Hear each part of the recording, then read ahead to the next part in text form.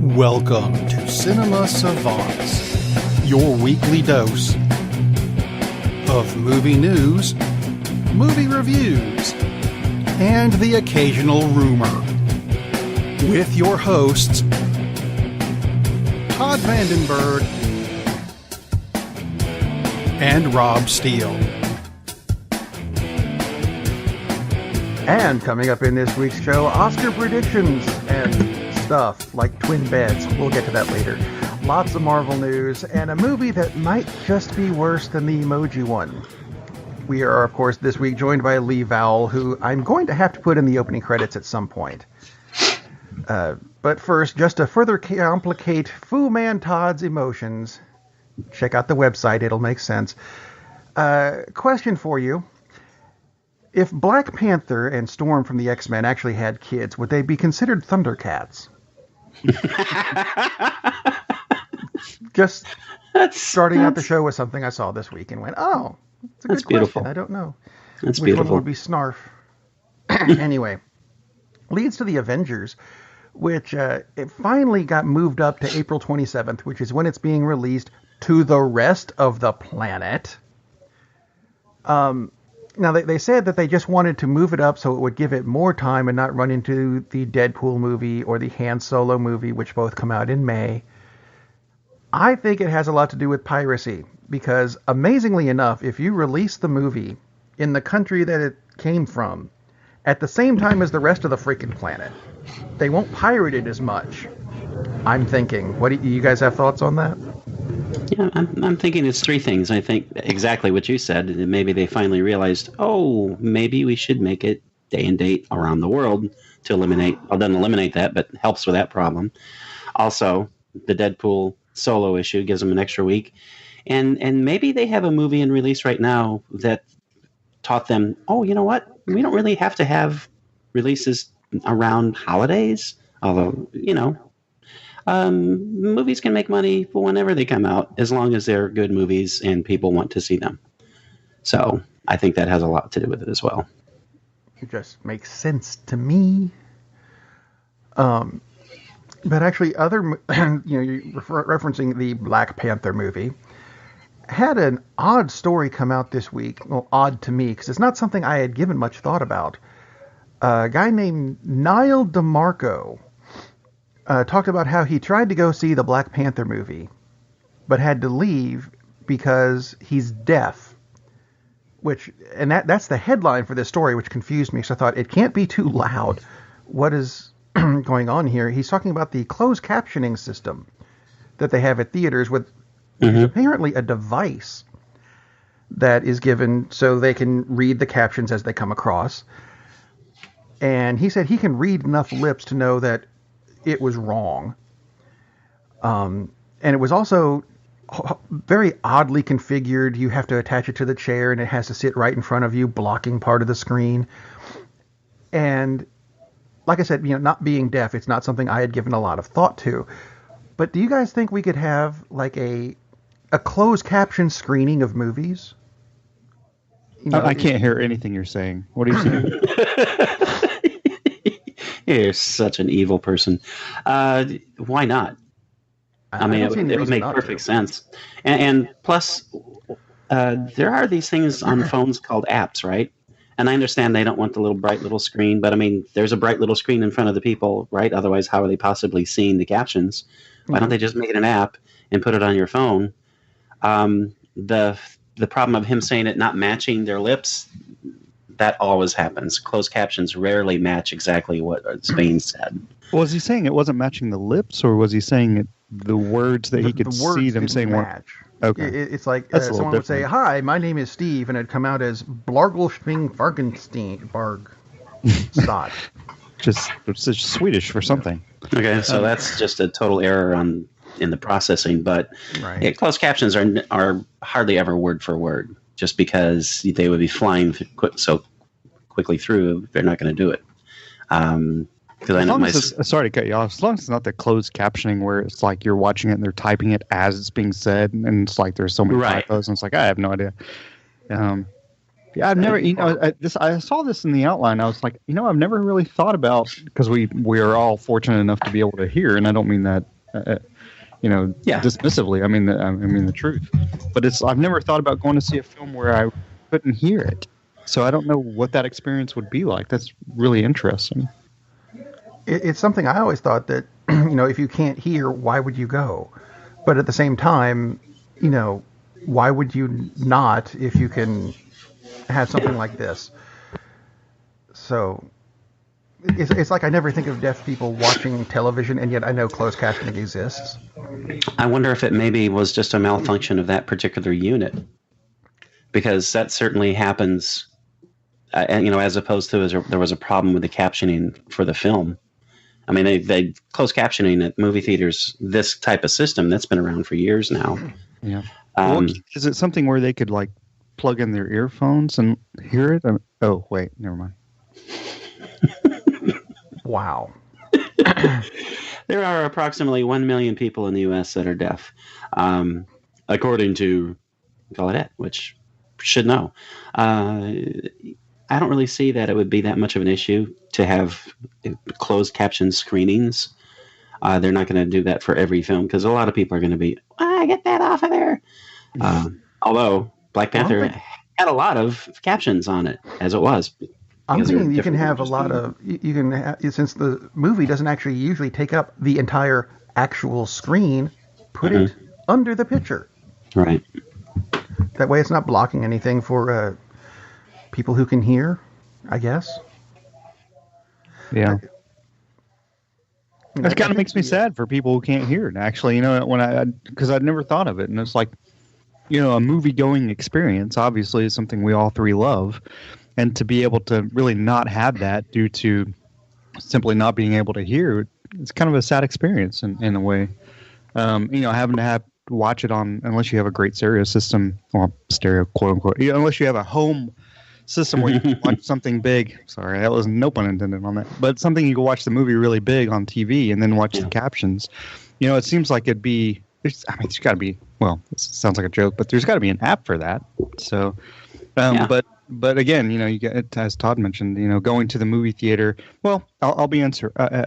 So Friday I went to the movies, and the person I went to the movies with had her phone on for 2 seconds, it felt like, and the lady next to us came over. Hey, can you turn that off? It's pretty bright. So I don't know if even in that case, they're having to read it on their phone. I don't know how much of a detriment it would be to anybody else in the theater. But it's not going to be any different from the little screen from the device that they hand to you. I mean, it's just a black screen with like white type. Well, I mean, it's African American screen. Let's not be racist. Yeah, that's true. You're accurate.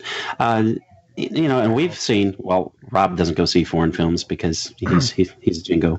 I have seen foreign films the past 3 weeks. When you go see foreign films, there's captions. Yeah. So it's not like this is anything different from that kind of experience. So that would be nice if they would do that. Other than whoever else is paying for the film, I'm assuming would have to see the captions, right? Yeah, and then that's why I said I wouldn't do it for everything, because some people are going to be irritated by it. But like my son, Alex, not your daughter, Alex, he likes watching films with captions because it's easier for him to process reading than the auditory. So he would enjoy it. I mean, a lot of people, more people than just the deaf population, actually would benefit from that. So it would save us a lot of trouble with what the hell did he just say? Oh, there it is, written on the screen. Back it up. Oh, wait, I can't. I'm at the movie theater. Yeah. Yeah, and that's quite true. When people are talking during explosions on the screen, or people are laughing uproariously in the theater, which is what you want, but then you miss lines. That happens. If the movie's good, that happens a lot. Yeah. Get to the chopper. I wonder if they'd spell that differently. So. Anyway, that's back to Marvel stuff. Are either of you guys still watching Agents of S.H.I.E.L.D.? I have not watched this entire season yet. I thought I would just binge it as it comes to, apparently. That may be a good idea. They're coming up on the 5th season finale. And the writers are setting it up to be the series finale. That is what I've heard. We don't know if it actually is or not, because it could. They could go through all of this and it's renewed. Oh crap! Make new storylines. I've seen them do that on shows before. Star Trek. So I guess we have very few comments on that since we've all kind of decided to binge it at the end of the season on, what is it, on Netflix or Hulu? Something like that? Netflix. Anyway, other Marvel news, because there just seems to be a lot of it this week. Fox, who is not completely gobbled up by Disney, is planning 2 more X-Men films and a Silver Surfer film. In addition to the Doctor Doom and Kitty Pryde movies. Holy crap, can we just wait till Disney finishes eating you? No, absorbing you, whatever it's going to be, and let them do it. That way we can do an X-Men movie that makes sense. It's like they're in a rush to make more mediocre films at best. Well, make more money, right? That's really what it comes down to, I'm assuming. They get these pushed out. Oh, yeah, totally. The one thing that came out with this story that didn't make a lot of sense to me, the New Mutants movie, which, if you know the comics, is a spin-off of the X-Men, and now the rest of you know it too, was supposed to come out this month. But it got pushed back until like next February or something because they're going back to do additional photography. However, what is leaked is they're adding a character to the movie. Oh my gosh. I was going to say, additional photography is not a reason to push a movie back 11 months. How do you... I mean, this is a movie that was finished. You know, special effects done, everything, ready to go. Nope, we're pushing it back. Because how do you add a character at that point? Shoot a lot of scenes. Everybody come back, sit where you... No, you were sitting there that time. Yeah. Well, unless he's a narrator, that's the only thing that would really make sense. Which would make no sense, of course, if there was a narrator. But at least then you could kind of see where. Yeah, I agree. I don't know how you add a character. Steve went to the laundry room. Exactly. Yeah. Alec Baldwin is the voice of the narrator. They're going Blade Runner with it. I'm sorry, that's Alex Baldwin, sir. It's not Alec. My right. God, what's wrong with you?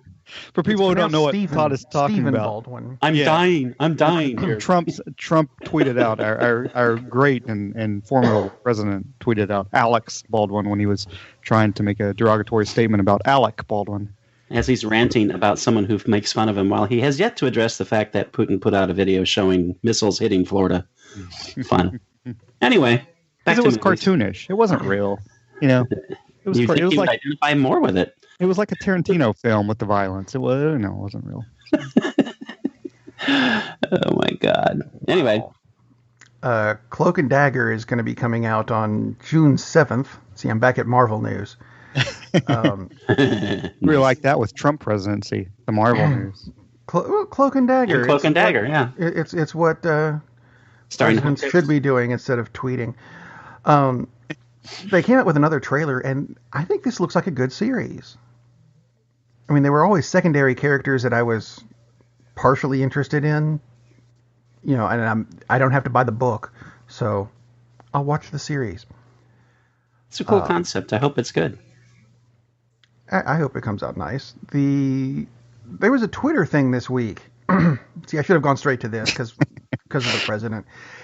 And it might have gotten somebody a role in a movie. Somehow, and there's a long story behind this, so find it online.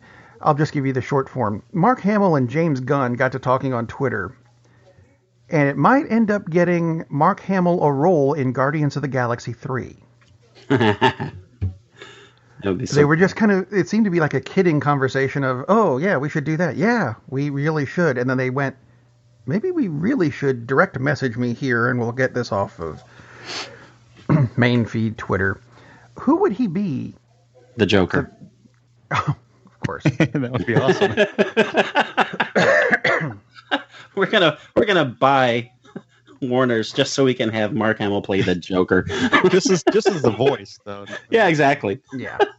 I don't know. I mean, they can make him up to look like the Joker, but oh my God, that's awesome news. Regardless of who the hell he plays, I think that's fantastic. As long as it's not David Hasselhoff's role from the last one.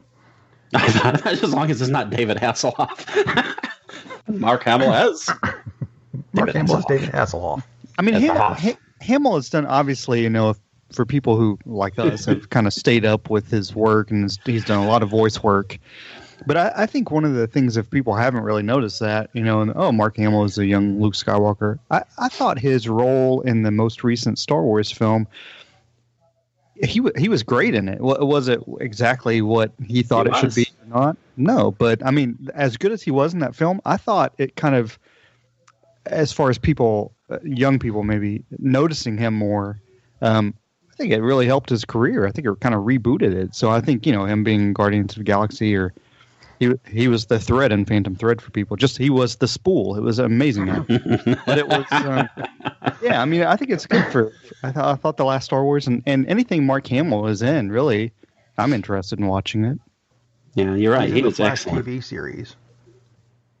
Yeah. Well, he's playing the trickster. Most things he's in. Most things. He was the beer in Ironweed. It was amazing. It was crazy. It's a huge role.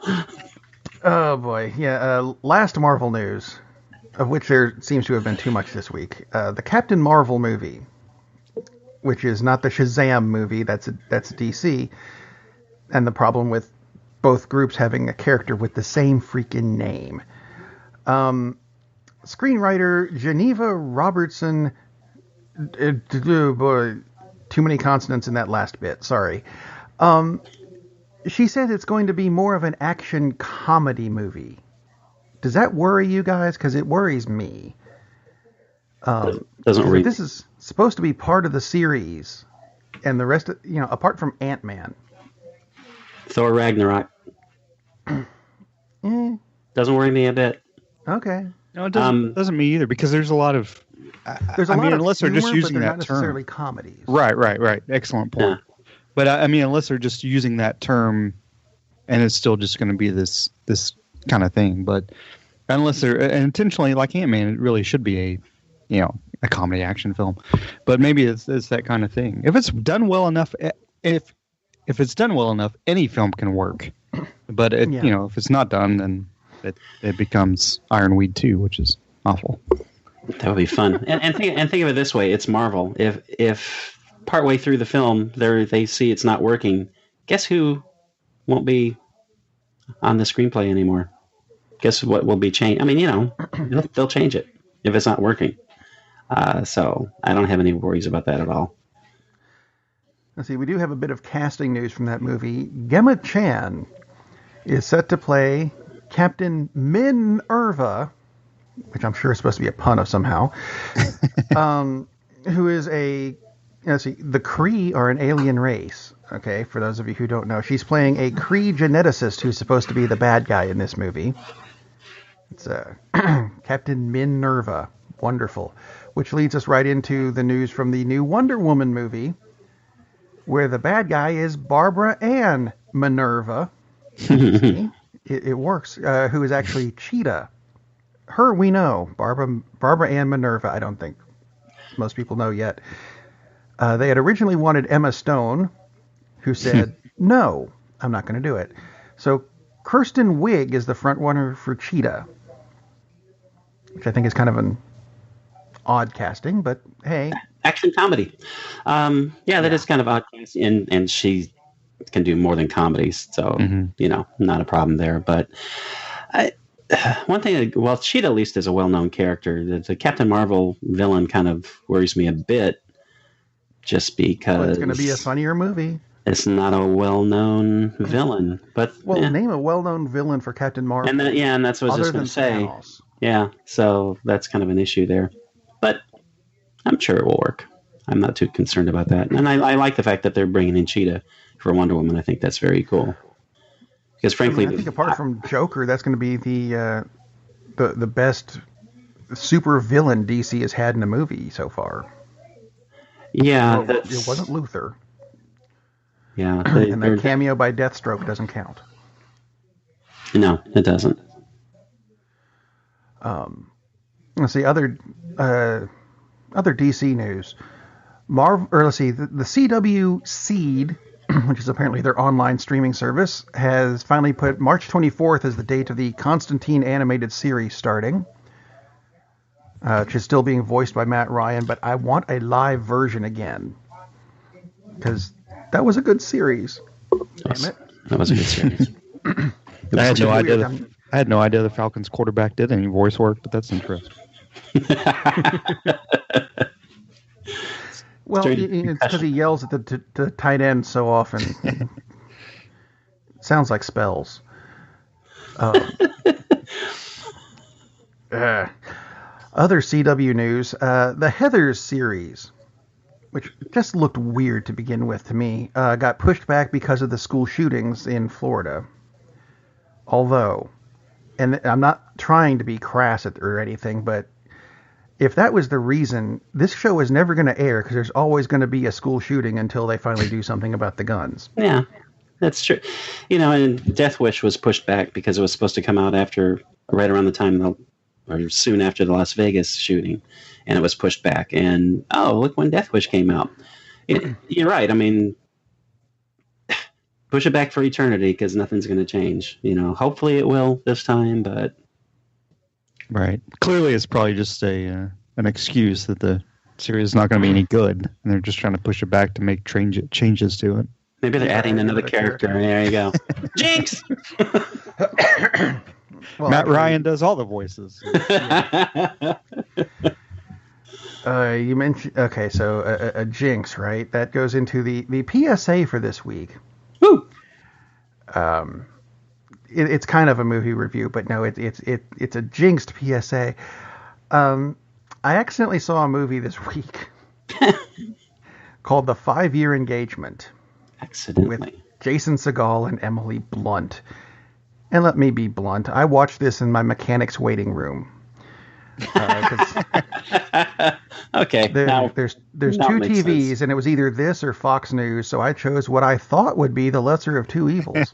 Wow. It's got a fairly good cast. Jason Segel, Emily Blunt, Chris Pratt was in it because it's the obligatory Chris.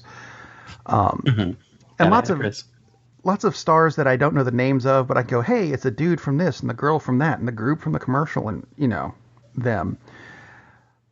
After that, see, that's the good part of the movie. The rest of it, when I got home, I did some research, and the first thing I looked up was whether or not what I was watching was supposed to be a comedy. Wow, that's nice.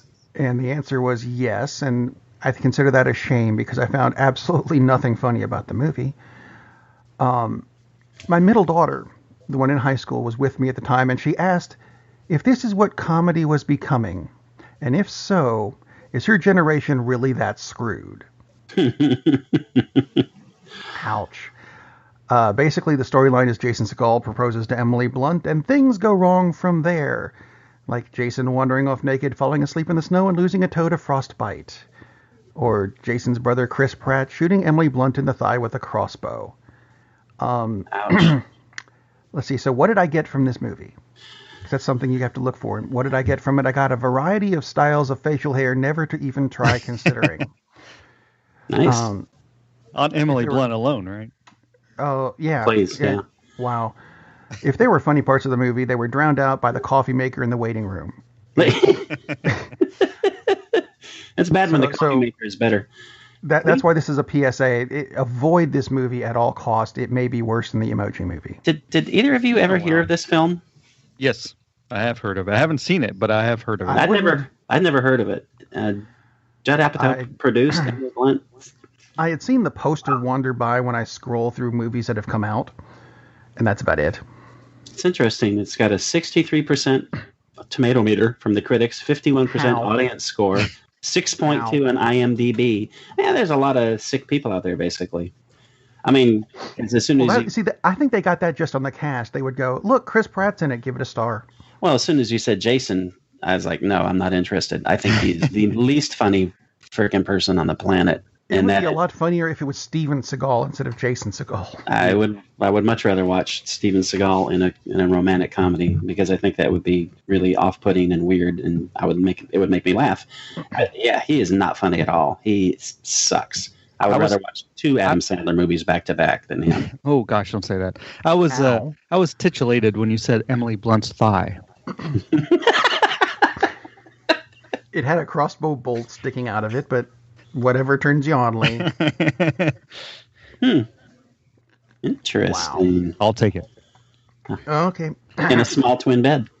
We're going to have to explain that joke at some point, but No, I'm we going to have to now. explain We're it gonna move later. on to, Thank you very much. Thanks. No. Never explain it. Never. F7 shoe. Exactly. Okay, so Francis Lawrence, who is a guy who directed Hunger Games and Red Sparrow and other stuff, he's going to be doing Battlestar Galactica on the big screen. There is absolutely no word yet as to whether it will be the 1978 version where most of the cast is already dead, or 2004 where most of the cast seems to have disappeared after that show ended. Or if it's something new entirely. Which would you guys like to see? New entirely. Kind of. It's actually a good question because we're all old enough to have watched the original, which was, of course, it was cheesy, but it was good. Cheesy, but it was good. I liked it. Yeah, I did too. And then the latter series was actually really well made.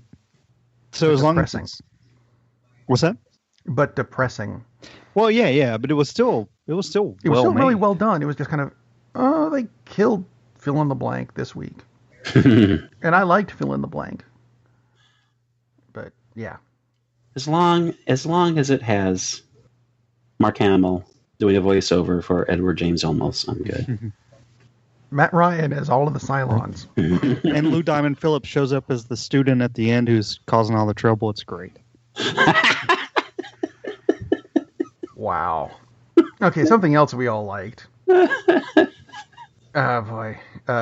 So we all like Star Wars. We mentioned that earlier. We all like Star Wars. Have any of us watched Star Wars Rebels? I have not. See, same here. So the only news I can have for that is the series ends tomorrow. Oh, better binge. Better binge. But it's being replaced on the Disney Channel. Well, actually, it's on a different Disney Channel that they're making this. The Rocketeer. You guys remember The Rocketeer? Oh, yeah. Fun movie. I thought it was a pretty good movie. Yeah. But they're turning it into a TV series on Disney Junior. And this is what worries me. It's the demographic. Because they said they're aiming this series at the 2 to 7 age group. Yeah, that's kind of odd. That's a very weird age group to be aiming the Rocketeer at. That does seem to be a little unusual to make the Rocketeer and make it that cartoonish. Yeah, I was initially I thought, oh, that's so cool. They're doing the Rocketeer, and it's like, huh, okay, Elmo as the Rocketeer. Actually, Elmo's probably too advanced. So, yeah, that's kind of sad. I mean, good for the 2 to 7 year olds of the world. They'll have fun, hopefully. Elmo is in the middle of one of those Me Too lawsuits. I'd like to be making that up. Kevin Clash had a thing, and that's why he's not doing it anymore. Yeah. Which leads us into the Weinstein Company being bought. Thank God. I'm trying to figure out who it was bought by, because I keep seeing there's several names attached to this. I'm gonna assume Disney. I was just thinking, of course it's Disney. Gotta be, can it? Gotta Seems be. to be an investment team led by Maria Contreras-Sweet and backed by billionaire Ron Burkle. Ron Howard. I don't know either of those names, so hey, you bought a movie company. Good luck with it. Which goes on to the news about Lionsgate, who keeps making movies, and they announced this week, boy, would we like to be bought by somebody. Which I think is a really bizarre announcement to make. Hello, Disney. Well, Hasbro apparently almost bought them sometime in the past year, but that deal fell through, and then Starz was going to buy them, and that fell through, and Summit Entertainment, and that fell through. So somebody buy them, it'll make them happy. Yeah, need a major player. Come on, Disney. Or Harvey Weinstein, and he can destroy him. Lionsgate used to make really good films. I can't recall if maybe I have seen a Lionsgate film recently, but Lionsgate was almost like Sony Classics there for a while. It had quality to its name, really, but yeah, I have no idea where it is at this point. It could be making whatever. Soft porn. Soft porn. Harvey Weinstein. Hard-boiled porn? Hard boiled. If they remade Hard Boiled, that would be interesting. Hard boiled. Excellent movie. Movie Pass. All about the There's 5-minute egg. You can go see it with Movie Pass. They started a lawsuit this week. I don't know if you guys saw this. They're going after cinema, which is spelled differently. The difference between the two, Movie Pass, you can go see any standard 2D movie one a day for $9.95 a month. Cinema allows you to see 2 movies a month, but you can use it to see 3D and IMAX movies. They're claiming that Cinema stole their idea. I don't know, Todd, you're our expert in this area. What they said is that actually they stole some of their software. that it was more direct than just the concept of a subscription service. I mean, what software were they using? It's a credit card.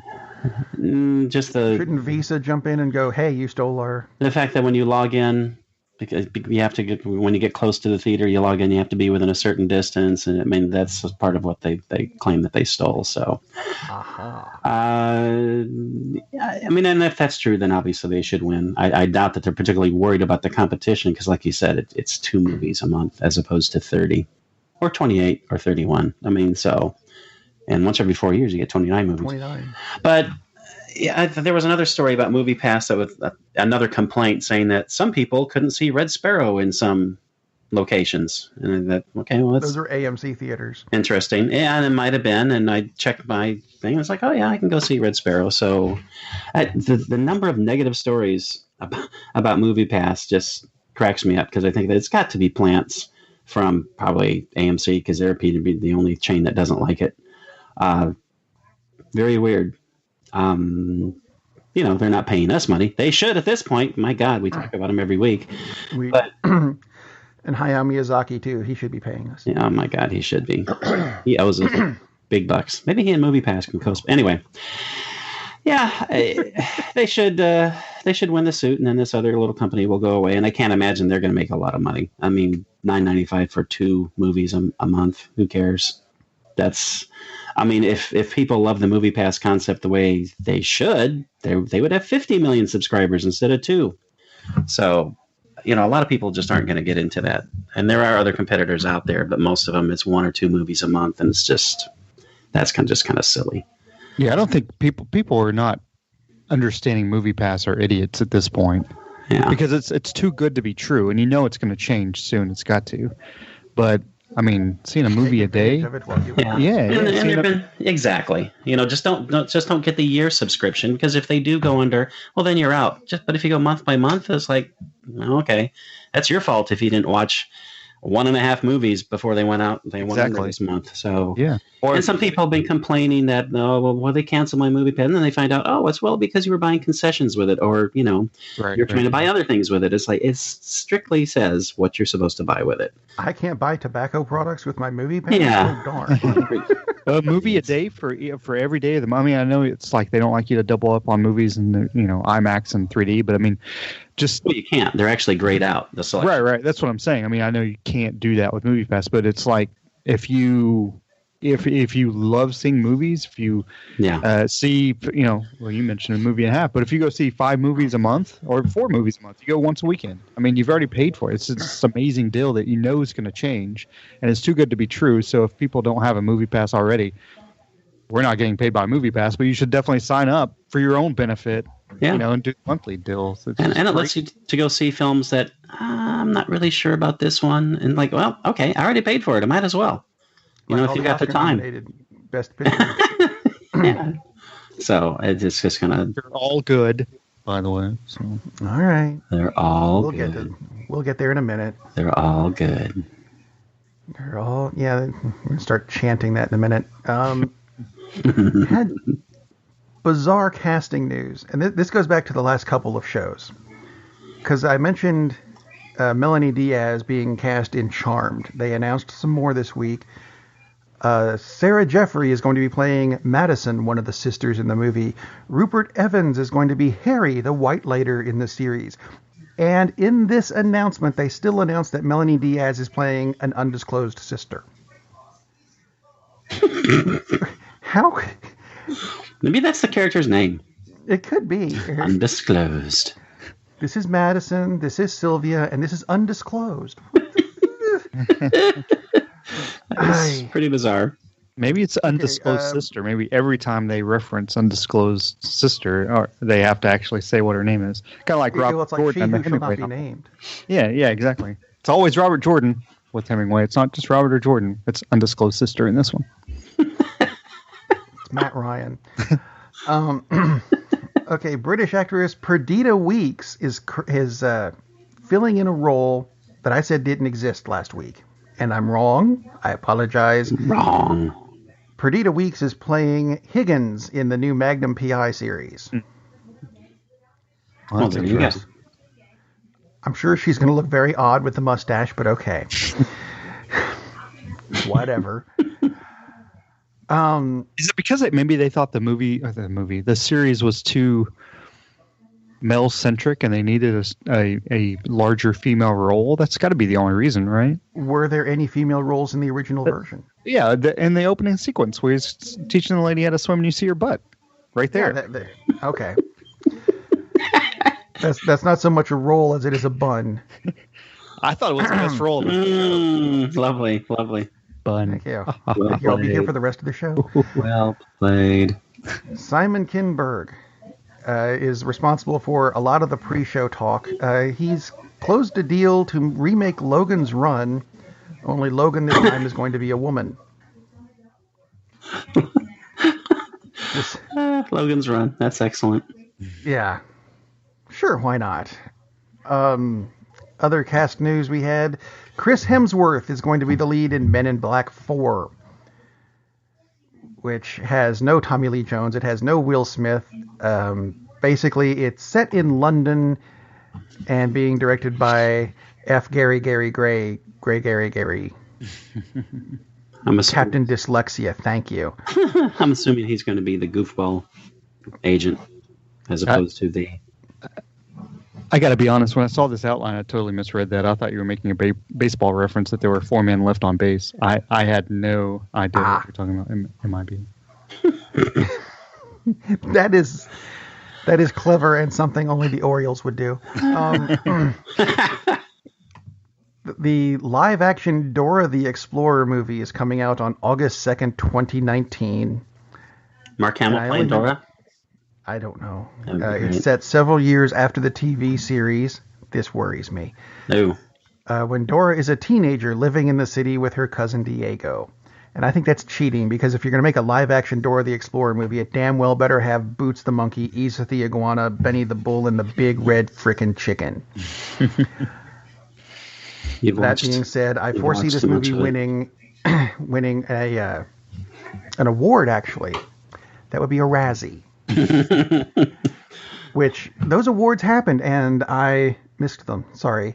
But I can tell you who won what. The Emoji Movie led everyone with 4 wins, if you want to call them that.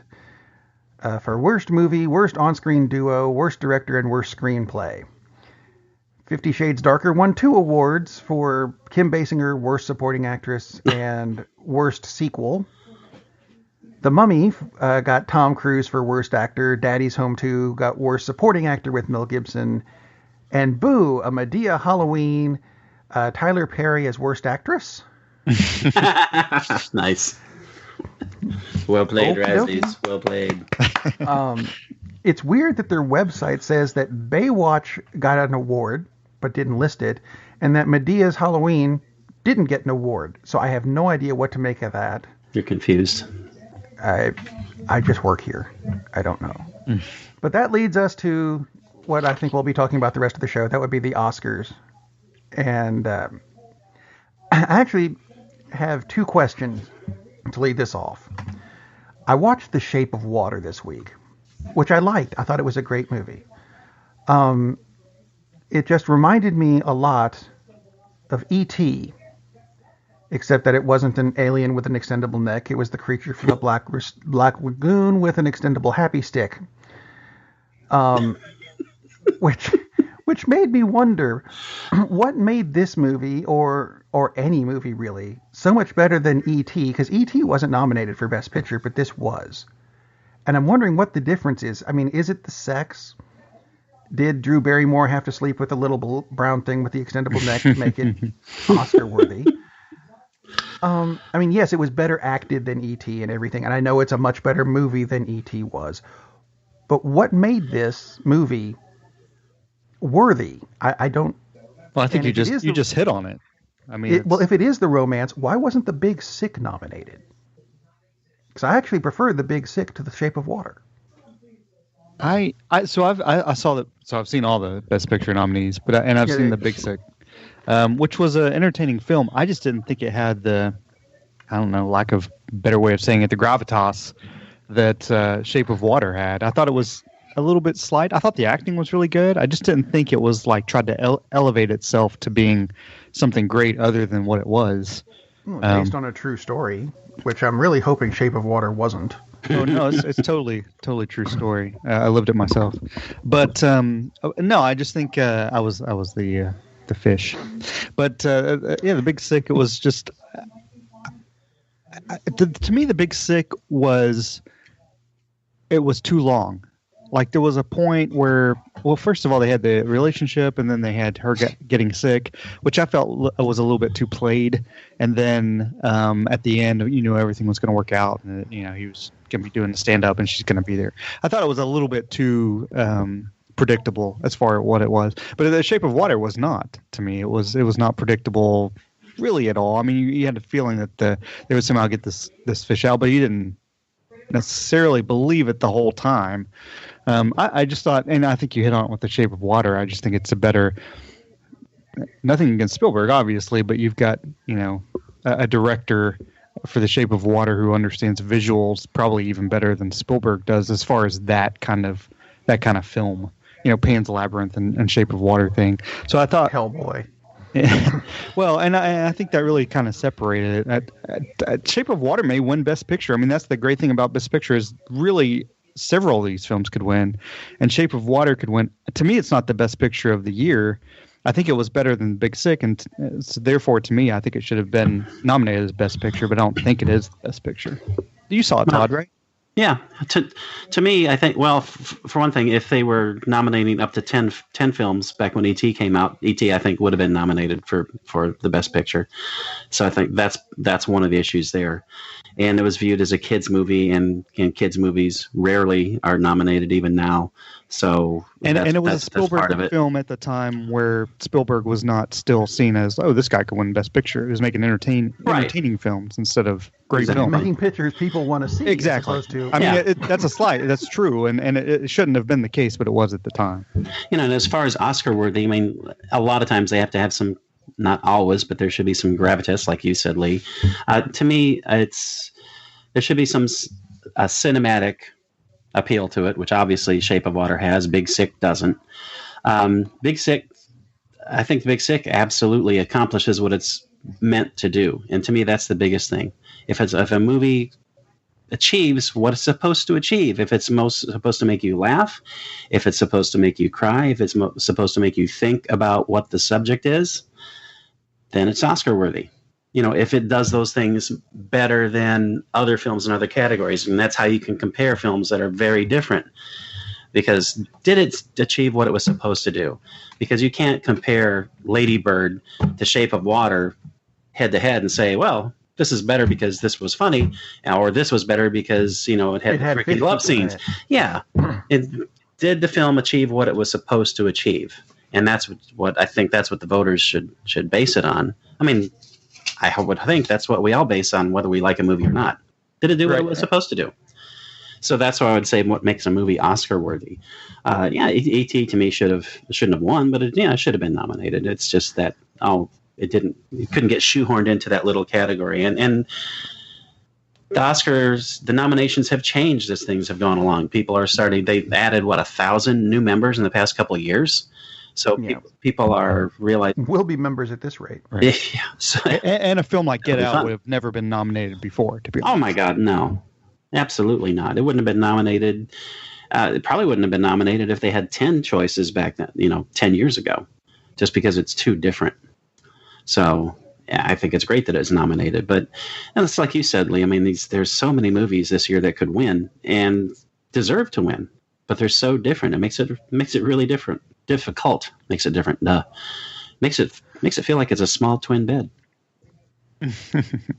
Wanted to ask you one other thing before I let you guys get into this, because I know you guys have seen more of these than I have. Sally Hawkins is up for Best Actress. Mm-hmm.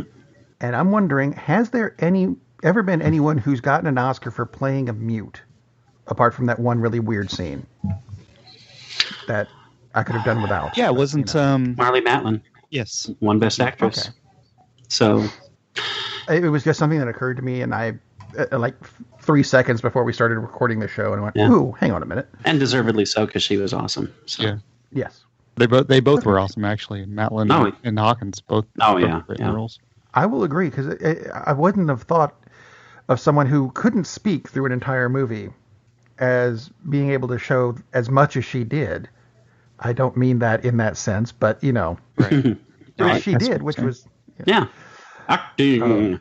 But the thing is, you talk about Hawkins, and it's she didn't speak, and you have to think she didn't speak because she didn't need to. Exactly, she emoted so much physically that she did not. She didn't need to say words. Her acting, her physicality alone really kind of pushed the film forward, which is what the lead is supposed to do. And she did a great job of it. Yeah. Oh, terrific. I don't think she's not going to win best. So no. With Three Billboards, Frances McDormand, she drives that film the whole way. The acting is phenomenal in that film, and that's why it should have been nominated for Best Picture and could win. But Frances McDormand is just. It's one of those years where I think I haven't seen. So I've seen Saoirse Ronan and Lady Bird. I've seen Meryl Streep. I haven't seen Margot Robbie, and I've seen Hawkins in her role. But and all those actresses were great in their roles. But McDormand just transforms the character, and I think that's why she's going to win. Was Meryl Streep great in The Post? She's always great. I mean, she could show up in my house and be like, "I'm going to just play your piano for 5 minutes." Oh, that was fantastic. She's always great. I don't think she was. I mean, she had one scene. She had one scene that was worthy of her, I think, in The Post. Other than that, there are like 100 she becomes actresses. That character. She becomes the person. A lot of people don't know that real person that she. And I thought she portrayed that person perfectly, but she also had moments of sveltness, I guess. I mean, it's Meryl Streep, so she's always good, but I thought she did extremely well, and I thought she showed a vulnerable side in a time where it's like, we should have these strong female characters, and she was, but she was also unsure of herself, and I think she portrayed that extremely well. Yeah, she did, but to me, I think it's Meryl Streep. So, let's see, who can we nominate? I'm not really sure. Let's nominate Meryl Streep. I think it's just her automatic Meryl Streep nomination. She's been better in like a dozen movies, and it's not her. It's just she didn't have much to do. This is exactly why she's not going to win Best Actress. She was still great. She wasn't the best. She didn't have the best role of the year. She didn't. But I think in an Oscar nominated film, there's no way you could have left her off that list. How much does the role have to do with it? Everything. Yeah. In a movie like that, it does. I think. Yeah, if you don't have lines, there's not a whole lot to. Or think of Sally Hawkins, she didn't have lines, but if you don't have direction, what is your character supposed to do here? If it's not in the script, there's not a whole lot you can do. I mean, you can improve it, and Meryl Streep obviously could read a grocery list, but to me, this is other than one scene. This was kind of a grocery list role for her. She didn't have enough to do. That's what I'm thinking. Well, that could be the movie's fault, not her fault. But I still thought she was great, and that's one reason I don't think the Post. I mean, it was on, to me, of the films I've seen, it kind of teetered on the edge of, maybe it shouldn't be nominated. Maybe it was nominated because it's got Streep and Tom Hanks. But it's Spielberg, it's Streep, it's Hanks. It got nominated on a pedigree purely because of that. It's not one of the best 10 movies last year. It's not one of the best 20 movies last year. Well, I liked it. It's good, but... Yeah, I think it got nominated because of the times we live in, just like All the President's Men got nominated, which was a better film than The Post. It's a much better film. But it's the same type of film in an era when we kind of need that film to be nominated. I don't. It's not All the President's Men, but it's got enough similarities. It takes place before All the President's Men, but it's got enough similarities where I could see why it got nominated. Yeah, I mean, it's a good movie, but I mean, that's it. It's a good movie. Anyway, yeah, and I agree with you as far as McDormand. I mean, she is that movie. Absolutely. She is that movie, but Rockwell and Woody Harrelson are phenomenal in that film as well. And if you didn't have... They are. I mean, Rockwell's character, the acting in that film is almost as good as McDormand's. He is great in that film because he still, even after you see the film, you're thinking, well, was he gay or was he not gay? I mean, that's what he brings out of the role. It wasn't... I mean, he read off the page and created that role to become even. He was phenomenal. He should win. To me, he should win Best Supporting Actor. And if you haven't seen Three Billboards, Rockwell plays George W. Bush as a stupid sheriff's deputy, basically. As a sheriff's deputy. It's amazing. Yeah, he is. He is terrific. Yeah, the guy comes to him and says, "I think a plane just got shot down over the fields nearby," and he's just like, he doesn't respond. It's phenomenal. He just keeps reading his book about the goat. Yeah, he is amazing. Absolutely agree. Woody Harrelson was nominated in that same movie. Did you ever think we would be talking about Woody Harrelson and Oscars in the same sentence? If you go back to like Cheers. 5 years ago, yeah. 10 years ago, no. not at all. I mean, probably because he wasn't offered the roles. He is a great actor. He is. It's not something that occurred to me because I still, I'll see him in movies and go, he's really good in whatever role he's doing. And then something in the back of my head will go, Norm! And and I get dragged back there, and I'm like, I'm not trying to typecast him. I'm really not. But at the same time, it's in the back of my head going, that's Woody? Yeah. Well, and I think you hit on it, because you can't typecast him. That's how good of an actor he is, because you think of him as Cheers, he's still the same actor. But I mean, he does something like in Three Billboards, and then he'll do something, well, what's the HBO show he did with Matthew McConaughey? Crap. They've had 2 seasons. Colin Farrell's in the second one. If you guys haven't watched that show, it's phenomenal. First season with McConaughey and Woody Harrelson. True Detective? True Detective, yes. And they are phenomenal in that show. Yeah, I knew what you're talking. I wasn't sure if that was the right title, but yeah, I knew what you're talking about. Yeah, he is terrific. Absolutely. I mean, he did a great job as LBJ. The script could have been better, but he was great. All right, so moving on to actor in a leading role. The best actor in a leading role didn't even get a nomination to me. Uh-oh. Just saying. Tom Cruise in The Mummy. Tom Cruise in The Mummy. Oh my God, that is exactly it. You hit on it. How did you know? Well, it's either that or Tyler Perry. I wasn't sure. That is it. No, not really. I mean, I like the nominations that are out there, but James McAvoy didn't even get a nomination for Split, and that to me, I keep forgetting that that movie would be qualify in this Oscars because it was so close to last Oscar. Well, then again, see, now it's showing as 2016, so maybe that's why, because I guess it came out in 2016. So I rescind my comment, but he wasn't nominated the year before anyway. But he should have been the year before, so that counts. Yeah, that's just outrageous to me. Anyway, Best Actor. I didn't see Phantom Thread, so I will turn it over to Lee for that portion, and then I'll jump in. Daniel Day-Lewis is Jar Jar Binks. Supposedly in Daniel Day-Lewis's last role, too, because he's supposedly retiring from acting. Supposedly? Yeah. Again? Well, this time he actually has made it, instead of just taking years off, actually, he said it's his last role. Yeah, a James Ivory script, actually. It was interesting because the Merchant and Ivory relationship, I think, kind of plays into the movie itself. But yeah, I mean, all the actors, they're nominated. Gary Oldman's going to win. I think we all know that from Darkest Hour. He is great. And my friend Julie, who saw the movie, she didn't actually like the way he did the role. Thought he was too, at one point thought he was too feeble. And then next he was like, oh, I'm this great prime minister, which I can totally see where she's going with that. I think Oldman Oldman and Daniel Day-Lewis, they both transform themselves into their role so much where they're so good at their roles. It's almost like, are you watching Daniel Day-Lewis play this character? Which is the opposite of what you really see.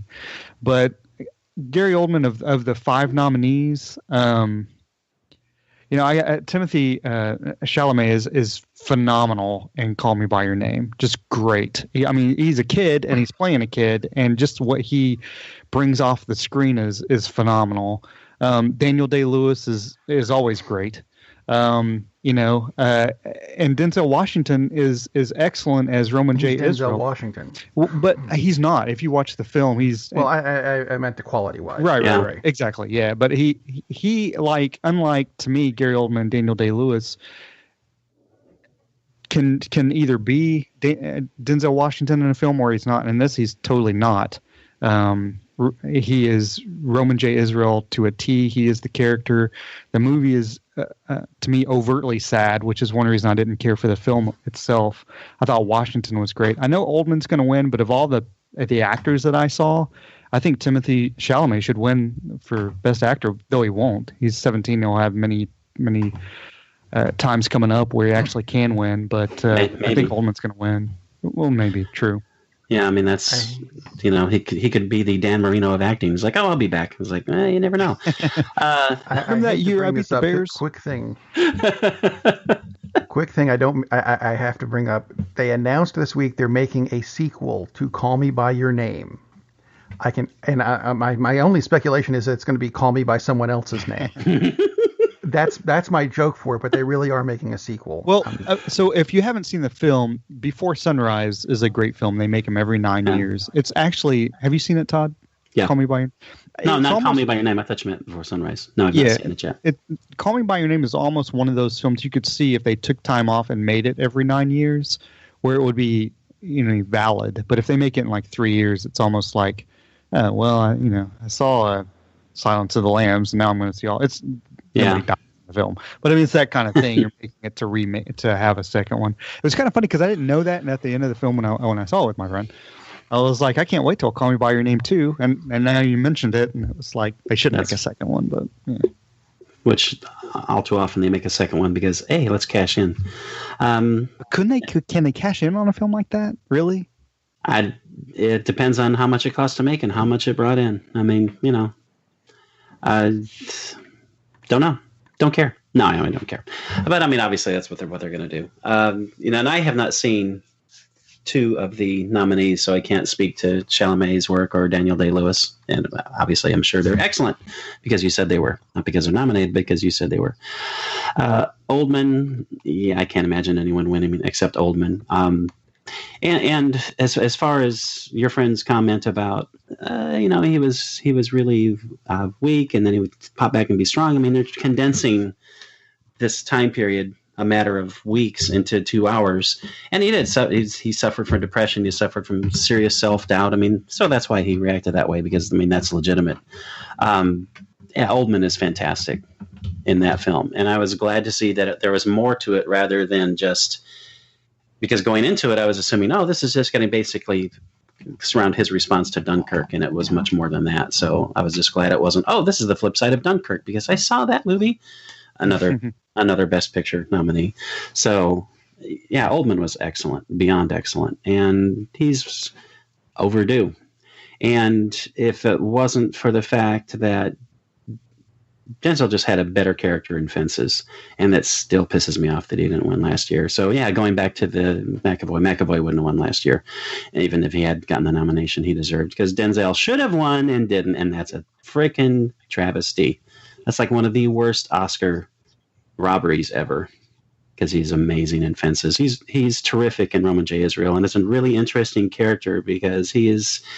It's never overtly said or even suggested, but. This is a character who is definitely on the spectrum. And here's another main character in a pretty major film. And people on the spectrum are getting representation as, they're not, it's not just, let's look at Rain Man again. And I think that's pretty cool. Very, very cool. But Oldman wins. Hands down, Oldman wins. Okay, so what do you guys think about actress in a leading? Well, I'm sorry, actress was Frances McDormand. Actress in a supporting role. I have not seen two of the nominees. Mary J. Blige in Mudbound is fantastic. Octavia Spencer in The Shape of Water has nothing to do. That nomination is... I'm just dumbfounded by that. I mean, she's good with what she's got, but what does she have to do in that movie? She's the sidekick who, she's along for the ride. It's like that nomination is, frankly, compared to what Laurie Metcalf does in Lady Bird or Mary J. Blige does in Mudbound, that's ridiculous. I just don't understand. Other than it's like, oh, well, here we checked off the mark. Do we have enough people of that category? Well, let's make sure we nominate her. It's like, I just, Lee, did you see anything? It has nothing to do with her, has everything to do with the role. Did you see that as any kind of a role? Is that remotely close to what Sam Rockwell brings to Three Billboards, for instance? You mean Octavia Spencer? Yeah. No. Oh, no. No. Because she doesn't have the chance, and that's exactly what you just said. Exactly. Are you kidding me? Part of what you have to nominate is the role. It's not just the... I mean, yeah, she did a great job with what she had to do. Yeah, she's great in the film. But there's nothing for... And it's not... I'm not talking about she needs something flashy. Love the actress. Does her character... Is there any kind of character arc whatsoever for her?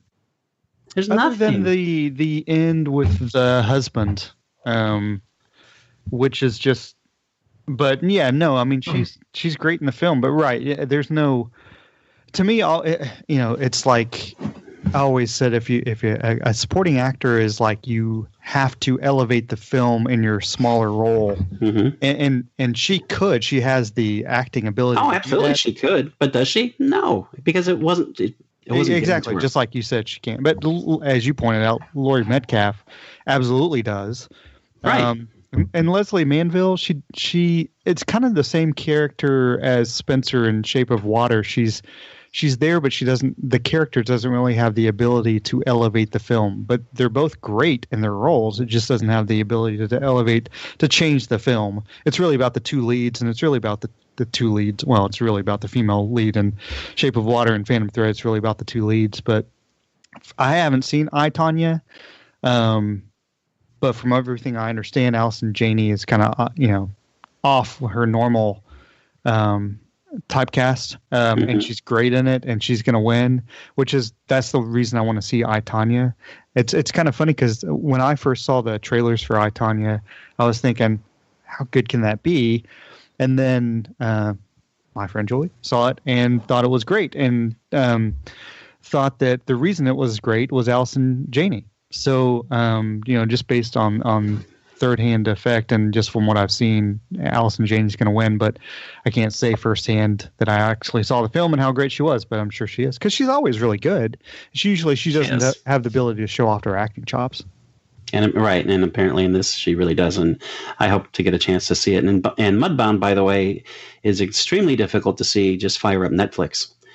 So Mudbound is an extremely good movie, really, really good movie, for much more than Mary J. Blige. But yeah, she's terrific in that. Okay, so apart from best film, what other categories did you guys want to cover on the show today? Or tomorrow, even. Or tomorrow. Sound editing is... no, I'm just kidding. You're so silly. Because Star Wars is nominated. So... Animated feature? Have any of you guys seen many of the animated features? I've seen 2 of them. I've seen 3 of them. I've seen 2 of them. It's probably the same 2, 3. I saw The Breadwinner and Coco. Ah. Oh, good for you then. Coco it is.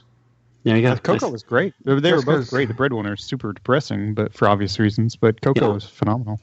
And I saw The Boss Baby along with The Breadwinner and Coco. Yeah, I saw that too. And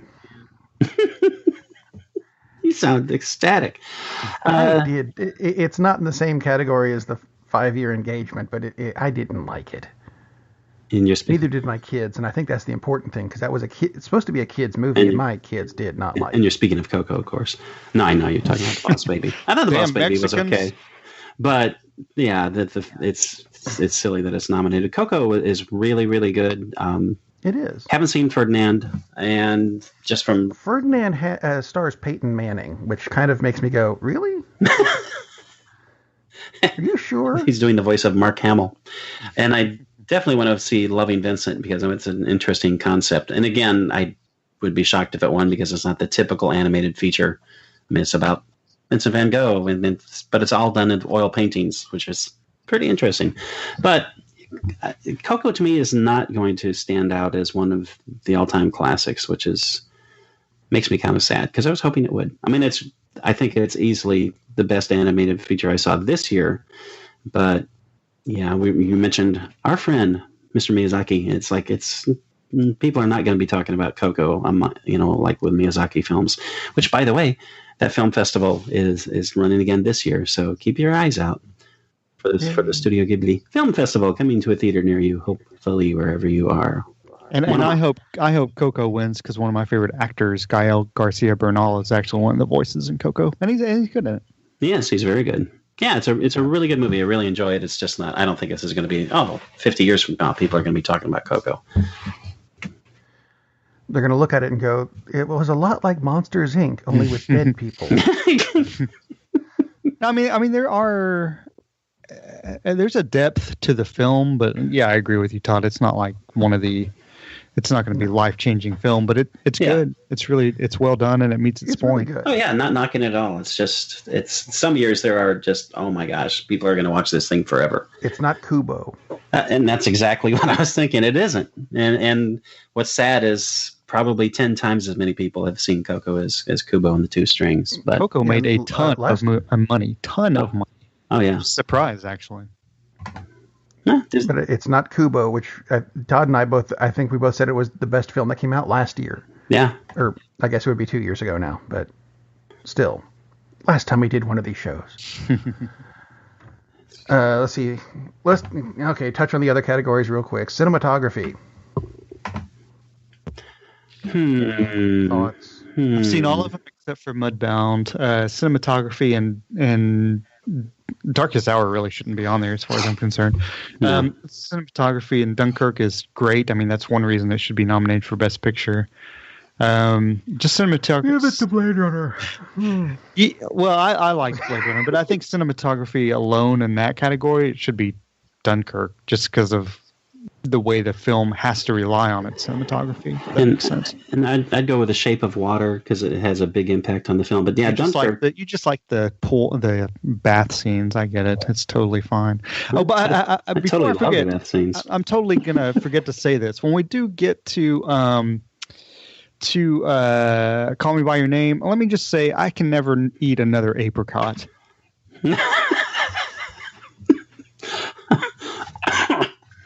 Good to know. Good to know. Wow. Okay. So cinematography, we're all over the map. Rob, you didn't mention your favorite for cinematography, unless you really want Blade Runner 2.049. I'll give it to Blade Runner just because it looked pretty. Shape of Water. I'll agree with you on that. I think it was done well enough, considering I've only seen Blade Runner 2 of the other categories or other films in this category. No, I'm looking at a lot of these. And can I interrupt you 1 second? No. Why is Shape of Water not listed for visual effects? It's not. Hang on a minute. Scrolling. God, there's a lot of categories. Okay. It's Blade Runner 2049, Guardians of the Galaxy, Kong, Skull Island, Star Wars, and War for the Planet of the Apes. It's listed for costume design, so I guess that's what they're going with instead. I guess because the main visual effect was that costume. Yeah, but the film, that's really one of the things the film's based on. Yeah. Mm-hmm. I'm pulling for. But I guess the thing is, the rest of these are more Shape of Water is based on that one costume, and the rest of it is really just period pieces, as opposed to these, which are almost. I mean, the entire movie is almost a visual effect. Well, I was visually affected by the bath scenes with Sally Hawkins. Clearly. early. As well you should have been, and yet. Screenplay. Original. What was? Well, it wasn't Logan. No, it wasn't. Oh, sorry. It wouldn't be Logan. For original screenplay, we've got The Big Sick, Get Out, Lady Bird, The Shape of Water, and Three Billboards. Well, we can't do The Shape of Water because they're being sued over it because it was copied from someone else. We can do The Shape of Water. Yeah, and we talked about that, and that's ridiculous. It is. Anyway, gosh, that's really tough. I would go with Get Out because it's so original. I think one reason that Phantom Thread has no reason or no ability to actually win Best Picture is because it's not nominated for original screenplay. And because Paul Thomas Anderson actually wrote the screenplay and directed the film. So if they didn't respect it enough for original screenplay, it probably has no business winning Best Picture. Aha, then, by your own argument, The Big Sick should have been nominated for Best Picture. Yeah, it wouldn't have killed me if it was nominated. I just didn't think... If it got nominated, it was going to win. Number 9. I don't think it would be number 1 or 2 or 3. Yeah, I'm not sure. I'm not sure if I would nominate. I really, really liked it. But yeah, it's not like the Best Picture last year. I could definitely see it being nominated, but I'm not that surprised that it wasn't either. So... really, really good movie. I mean, you just can't beat We Lost 19 of our best guys. 19. I always put 9. Yeah, 19. Anyway, Best Adapted Screenplay. Not Logan. There's your buddy Logan. Yeah, Call Me By Your Name, The Disaster Artist, Molly's Game, Mudbound, and Logan. Yeah, definitely not Logan. That's like the worst adapted screenplay because they really screwed the pooch. I mean, it's well written. It's just that... they could have done things. The original screenplay. They could have done things with the source material that would have made it a better film. So for that reason, it's like it's a terrible job of what should have been done. Really liked Molly's Game. Really liked Mudbound. Didn't see The Disaster Artist. It'd be kind of funny if that won, since it's the story of one of the worst films ever made. Which is one reason I'm surprised it didn't get nominated for Best Picture. Just like what's the Ben Affleck film that actually did it win Best Picture? Gigli. Argo. Yes. I'm gonna vote for Mudbound on this one. I mean, it's an awesome story. It's a fascinating story. It's a great movie too. I feel like I hate to say the only one out of those I've seen is Logan, and I'm not voting. Adapted screenplay, they shouldn't even have the category for it because they're all cheating. They just borrow somebody else's material. Plagiarize screenplay. There you go. It is interesting that only one of the adapted screenplays is nominated for Best Picture. Yeah. Very strange. Are we up to director now? I think we're up to director now, aren't we? Sure. Christopher Nolan for Dunkirk, Jordan Peele for Get Out, Greta Gerwig for Lady Bird, Paul Thomas Anderson for Phantom Thread. I'm surprised he didn't take the lead role, and Guillermo del Toro for we all know Shape who's of Water. win. Do we? Del Toro, yeah. For Shape of Water. I think has he won every major award so far? I believe he has. Yeah. Yeah, it would be an upset if he didn't win. And I mean, I kind of like Jordan Peele as an outlier on this. I'm not going to say dark horse just because I'm not going to do it, but so much of the success of the film is the screenplay, which of course. Yeah. I mean, I love Shape of Water, and Del Toro definitely deserves it, but so does Gerwig, and so does Peele, and Dunkirk. I have problems with the script to some extent, but the way it's filmed is phenomenal. Which is probably one reason it didn't get nominated for a screenplay. Yeah, I mean, the only Phantom Menace being in there is kind of weird. But I thought all the directing is all great. It's funny because Phantom Thread, again, Paul Thomas Anderson, I thought, oh, your directing's great. The movie's great, but your screenplay sucked because, it's like not nominated. So, yeah, it's interesting. Yeah, the direct, we all know Shape of Water is going to win. But I thought they're all worthy in a different way. I mean, it's kind of funny because you have Dunkirk, Get Out, and then The Shape of Water, and it's like, how different could those movies be? and Lady Bird, which is completely different from that. Yeah, I mean, they're just... Lady Bird and Get Out are the same film. Well, that's true. Totally true. Get out, Lady Bird. Get out. Sounds like a nursery rhyme. I thought that's what it was called, wasn't it? Get Out, Lady Bird. It was the working title. From Working Title Pictures and Handmade Films. All right. So just because we're running long on the show, Best Picture. This is a great thing because you don't know who's going to win, right? No. I mean, it could be, to me, the best Shape of Water may easily win. To me, the best picture I saw was Three Billboards. The acting was phenomenal. The way it was directed, the pace of the film was phenomenal. If anybody hasn't seen it, it's not a fun watch necessarily, but they do make the whole thing post the traumatic experience of Frances McDormand's daughter being raped and brutally murdered. So you don't really get that, which to me actually makes the film even better because you're relying on that kind of source moment without showing it to build off what. And the every actor that's in that film is great. And I love watching great acting. So to me, that was the best film I saw this year. Call Me by Your Name and Phantom Thread had the same pacing, the same kind of melancholiness to it. So those two are up against each other. To me, Call Me by Your Name was better because it was emotionally more heavy. Phantom Thread was kind of cold. The Post should be number 9 as far as I'm concerned. Lady Bird, Get Out. As much as I joked about how they were a lot alike, they do have the same kind of feel to it in a way. You know, does that make any sense? I mean, because they both want to prove a point beyond your normal points that you would see in a film. Lady Bird was great. Lady Bird was probably closer to Three Billboards. If I had a vote, Lady Bird would be number 2. Dunkirk was much better than Darkest Hour. Darkest Hour shouldn't have been nominated as far as I'm concerned because it was really Gary Oldman's film, and I thought the rest of the film was just nowhere near Dunkirk. So if I had a vote to sum up, Three Billboards would be number 1, Lady Bird would be number 2, and Shape of Water followed by Call Me by Your Name, which of course means Darkest Hour is going to win Best Picture. And no, it'll be The Post. I've got your same top 3, but I would put Shape of Water as the winner, and then Three Billboards, and then Lady Bird, and my 4th would be Get Out. You know, I was not blown away by Get Out as almost. I think it's a really, really good film. I don't think it's like one of the greatest films ever, which a lot of people feel. And I understand it makes a really important statement, but to me, it's not like one of the great films of all time, and that's not necessary to win Best Picture, obviously, because God knows there have been plenty of Best Picture winners that people hardly, I mean, like, when's the last time you watched The Hurt Locker? God, I love that movie.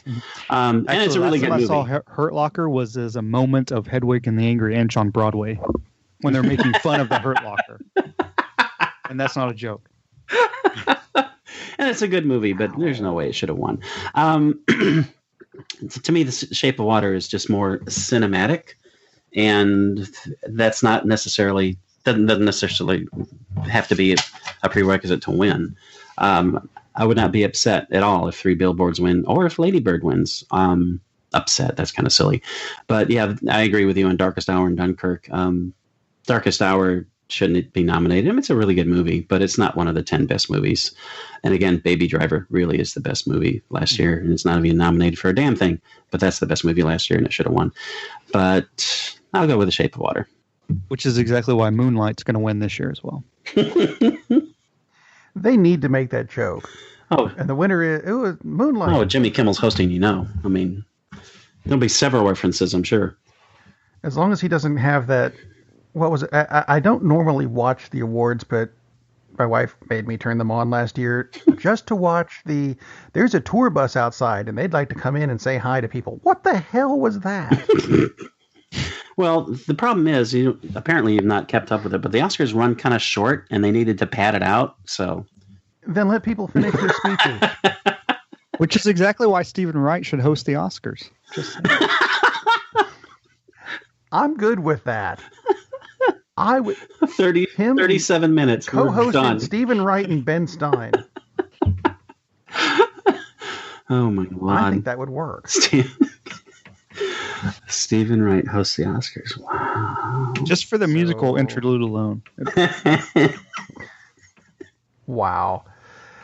that seems to be about all the time we've got for this show this week. I know we had another subject. We're going to do that next week, though, which is who has never been nominated for an Oscar but should have been, which will be fun. It'll give us more time to think about that because Stephen Wright. So many people like Stephen Wright have never been nominated and should have been, because there's a lot of the list is bigger than I had thought. Rob Steele. I was nominated for 3. Thank you very much for that. What was it? The Rush mockumentary. He was the Geddy Lee actor. He played the Geddy. I was character. Neil Peart. Thank you very much. Anyway, thanks for watching the show. He played Peart playing Charlie Watts. It was phenomenal. It was excellent. With Mark Hamill doing the voice. Matt Ryan. Anyway, we'll get it right eventually. That's enough for us. Go watch your Oscars and hope that somebody you like wins. Because if they don't, then your Monday is going to be completely... It's a Monday. Get over it. We'll see you next week. Captain, we're losing power in the warp engines. I think we should be leaving now. I'm going to go home and sleep with my wife. And on that unusually harmonious bombshell, it is time to end. I am very disappointed! Man, we have a weird job. It's shameful, but, it's a living. And like that, he's gone. Darn, that's the end.